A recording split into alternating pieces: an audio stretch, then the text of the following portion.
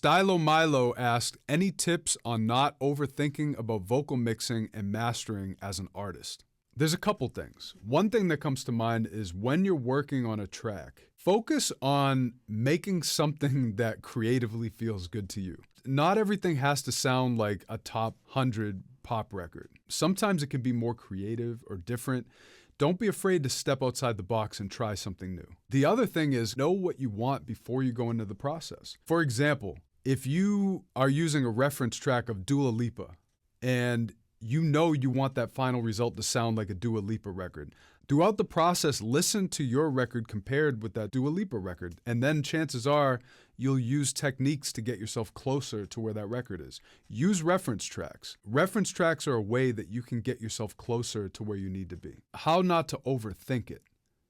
One thing that's important when you're doing a lot of mixing work is step away. Work on it, get it as far as you can before you're exhausted, and step away. I think some people push it too far, mixing all day in the studio, getting that vocal mixed and working at it. Then 6 hours into the process, they're like, hold up, I think I need to change the top end. All of a sudden they add top end. They made that decision to add top end because of ear fatigue, not because that's what the vocal actually needed. When you're constantly listening to what you did and you get ear fatigue, you're not gonna make good mixing decisions. So take a break, take 3 days off after you've been working on something for a couple days. That's another way to not overthink it. And in that time, don't listen to it, just leave it alone.